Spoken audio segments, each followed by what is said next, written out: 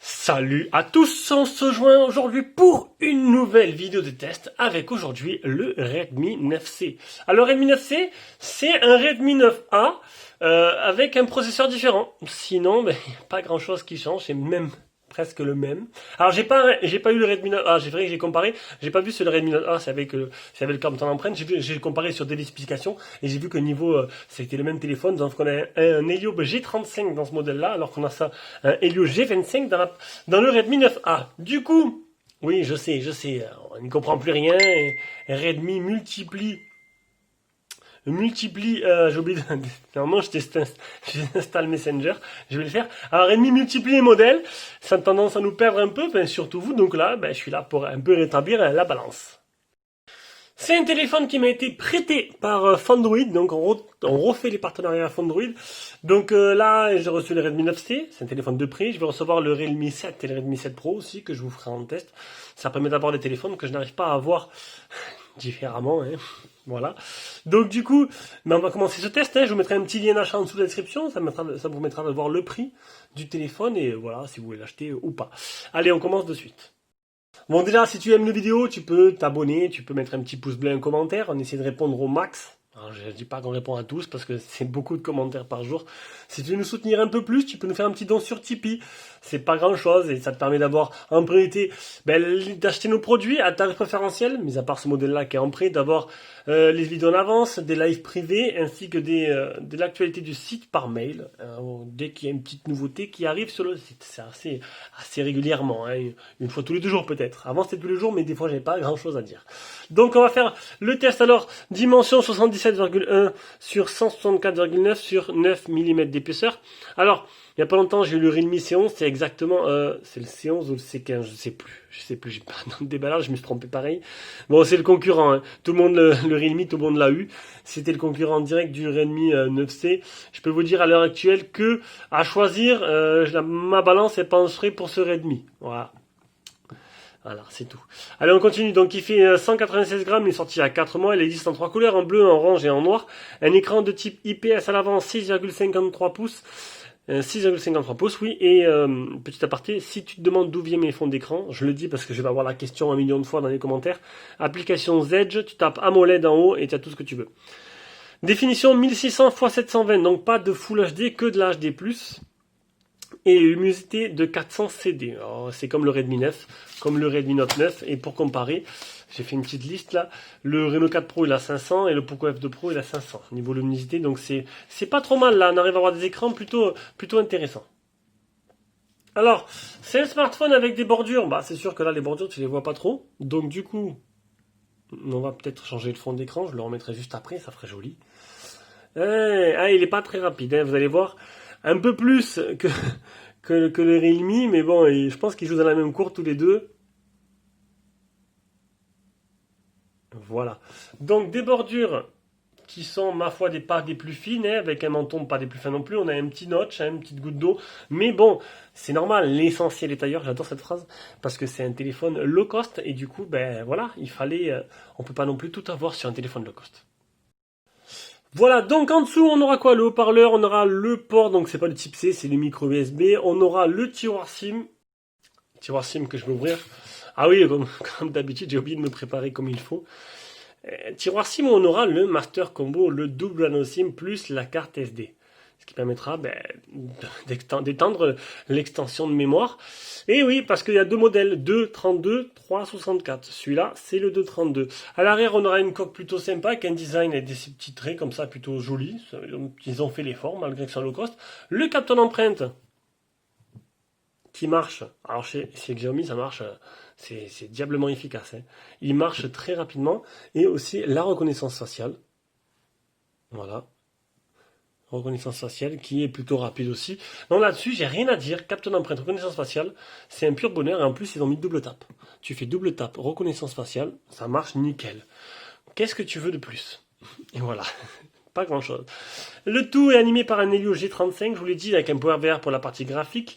Appareil photo à l'avant, dans la goutte d'eau, on aura quoi? Un 5 mégapixels. À l'arrière, tu as quoi? Du 13, du 2 mégapixels et du 2 mégapixels pour la macro. Et le deuxième, c'est pour le portrait. Donc un portrait, un macro, un principal de 13. Et voilà, le compte est bon. Le tout animé par une batterie alimentée par une batterie de 5000 mAh avec une charge rapide 10 watts. On ne peut pas faire mieux, hein, 10 watts, c'est bien pour le prix. Et un Bluetooth 5.0. Et pour les bandes, il est full 4G de catégorie 4.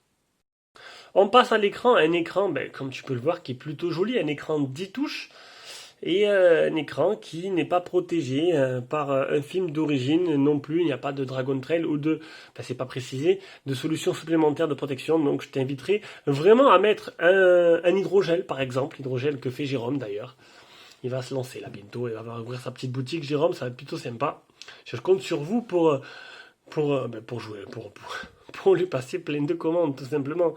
Donc, un écran qui est plutôt joli, qui a de belles couleurs, un écran qui réagit très bien, qui est très agréable à utiliser. Voilà, rien à dire sur l'écran, un écran 6,56. On peut chipoter en disant que c'est du HD+, mais honnêtement, à ce tarif-là, on va pas non plus chercher trop loin, hein.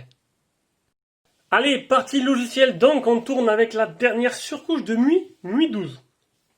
Et je dois avouer qu'elle m'emballe pas mal cette surcouche, elle est bien, elle est super design, elle est super jolie, elle est agréable à utiliser, elle est fluide. Bon, elle est fluide, mis à part sur ce téléphone. En fait, c'est un téléphone qui a 2 Go de RAM, mais je pense qu'à l'heure actuelle, 2 Go de RAM avec une surcouche énorme comme celle-là, comme ça s'est passé sur Realme, ça va me ramer un peu. Alors ça rame pas autant que chez Realme, mais pour le téléphone que j'ai fait low cost il y a pas longtemps, mais ça rame un peu. Peut-être les modèles 3 Go de RAM seraient un peu plus judicieux, je trouve. Mais sinon, MUI 12, c'est vraiment pas mal. Hein. C'est vraiment pas mal, c'est super bien, c'est bien expliqué. Franchement, niveau design, ils ont bien tout refait. C'est une des plus jolies, je crois, des surcouches actuelles chez Android. Peut-être, voilà. La plus rapide, c'est pour moi, c'est celle-là sur OnePlus, hein. Mais la plus jolie, même si j'adore ColorOS, là, je peux pas dire que voilà, je peux pas dire, c'est la vérité, c'est comme ça. Alors, les capteurs du téléphone. Alors, qu'est-ce qu'on a? Hop, état des capteurs. On a l'accéléromètre, on a les capteurs de lumière, capteur de proximité qui marche correctement, et c'est tout. Bon, après, c'est normal. T'as pas de boussole. Pour ceux qui seraient intéressés, dommage, il n'y a pas de boussole intégrée. On va passer directement aux captures d'écran. Et on commence par le Antutu, 95 519. Après, on a le test de chauffe 31 degrés, 10 touches pour l'écran, ça je l'ai dit, 5162 le PC Mark. Les Geekbench, le premier Geekbench, il n'est pas infecté par les malwares. J'ai pas pu faire de deuxième Geekbench, j'ai un petit bug. Une petite mise à jour, donc c'est un téléphone qui sera suivi malgré que ce soit un low cost, c'est un peu l'avantage d'avoir un Xiaomi. Le soulever pour activer, le double tap pour allumer ou éteindre l'écran. Alors, pour allumer oui, pour éteindre non, parce que j'ai changé le fond d'écran, ça marche pas. Allumer l'écran de voyage pour une notification, donc ça j'aime pas ça. Alors ça j'ai trouvé sympa, c'est la première fois que je vois ça sur une surcouche, tu peux modifier la position de l'horloge. Voilà, ça c'est plutôt bien. C'est un petit détail, hein, mais j'aime bien. Moi j'adore personnaliser mon téléphone, et c'est pour ça que j'ai mis les surcouches complètes, bien lourdes et bien complètes. Le schéma des couleurs, un mode sombre, et en plus un mode sombre qui est vachement évolué parce que tu peux, indépendamment de chaque application, modifier si tu veux ou pas. Il y a des applications qui ne sont pas compatibles. Tu peux masquer l'encoche si elle ne te plaît pas. Tu as 3 styles différents. L'écran d'accueil, c'est ou style Apple ou style Android avec le tiroir d'application. L'assistant tactile, c'est un petit widget qui apparaît l'attaque. Ça fait un petit carrousel qui ouvre avec des raccourcis. On a des fonctions de raccourci, lancer l'appareil photo, effectuer une capture, lancer l'assistant, éteindre l'écran, allumer la torche, fermer l'application actuelle, afficher le menu. On a les gestures ou les boutons. Et on arrive à l'autonomie. Alors 5000 mAh, ça donne quoi? Ça donne que j'ai utilisé 45% en 12h20 avec 33 minutes d'appel et 3h35 écran allumé. Ce qui fait un téléphone qui va te faire 2 jours facile. Et ça, c'est plutôt pas mal. Voici la courbe d'autonomie. Alors le jour d'autonomie, j'ai pas joué. Pourquoi? Parce qu'on va passer à la partie jeu après, vous comprendrez pourquoi. Et voici la courbe de chauffe, tout simplement, et le GPS test. Et je voulais vous montrer, j'ai fait exprès. Voilà, donc j'ai 2 mètres, 21 satellites fixés sur 35, et ça, c'est l'exemple type de l'application qui n'est pas compatible avec le mode nuit, et que vous pouvez désactiver pour rendre en mode normal. Allez, on arrive à Call of Duty. Donc Call of Duty, vous pourrez jouer seulement en faible, avec fréquence d'images par seconde, en moyen, voire en élevé. Et voilà. Alors pourquoi? Alors, ce sera jouable. Hein. Alors, je dis pas que c'est pas jouable, ce sera jouable. Si je n'ai pas joué, c'est justement parce que ben il y a quelques petits lags, c'est normal, vu la, on va baisser un peu, vu la puissance du processeur intégré. Vous pourrez jouer, mais voilà, j'ai pas voulu trop gâcher mon ratio, donc j'ai joué quelques parties histoire de voir ce que ça valait. Ce sera, voilà, il faudra pas non plus, c'est pas un téléphone gaming. Il pourra dépanner, mais voilà. Et encore, je trouve qu'il s'en sort plutôt mieux, plutôt bien par rapport aux autres téléphones, certains téléphones que j'ai pu tester il y a quelques temps. Bon là, c'est l'ordinateur, bien sûr, c'est l'ordinateur. Hein. Ça évite de me perdre trop de fois tué. Voilà. Donc graphiquement, c'est pas très joli. On tourne au minimum, mais voilà. C'est plutôt correct. Même si au début j'avais dit que c'était pas top. Finalement, c'est pas si laid que ça. Hein. Allez, on passe à la suite. Et la suite, c'est le logiciel photo. Donc, je vous le rappelle, 3 appareils photo à l'arrière, 13 mégas, 2 mégas, 2 mégas, portrait macro principal et à l'avant 5 mégapixels. Du coup, bon, au niveau logiciel, on va regarder vite fait. Pro, vidéo, donc vidéo, ce sera du Full HD 30 fps au max. Photo, je me suis mis en 16 neuvième avec l'intelligence artificielle activée. On a le mode macro qui se trouve juste là. Un mode plus avec accéléré vidéo courte, un mode portrait et un mode photo. Allez, je vous mets toutes les photos que j'ai prises. On revient de suite avec l'appareil photo frontal.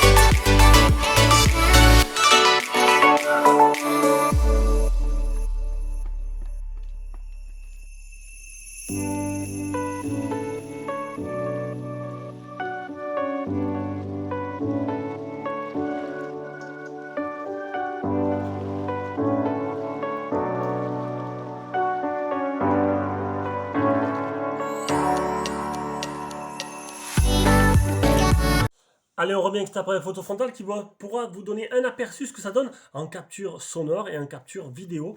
Donc du coup, cet appareil photo, eh bien, pour le prix, passons, j'ai jamais été déçu avec les Redmi, le Redmi 8A, le Redmi 7, ils étaient tous bien.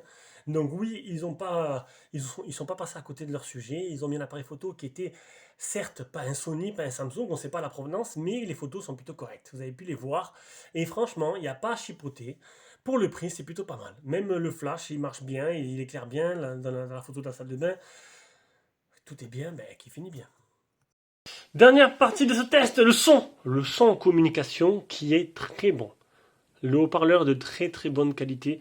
Le haut-parleur de tête, hein, l'écouteur de tête, allez. Alors maintenant, écoutez le haut-parleur.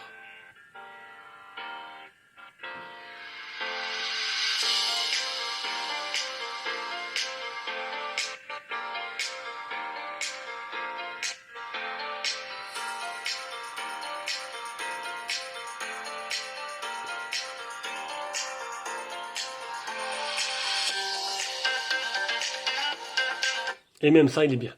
Voilà, donc on arrive à la conclusion de ce test. Bon, vous l'aurez compris, ce téléphone-là, il vous donne le maximum pour un tarif assez serré. C'est actuellement dans la gamme des Redmi le moins cher de la gamme. Mais il n'y a pas à dire, quoi. On pourrait chipoter en disant quoi? Il n'y a pas de coque, ok, il n'y a pas de coque. Il n'y a pas de type C, ok.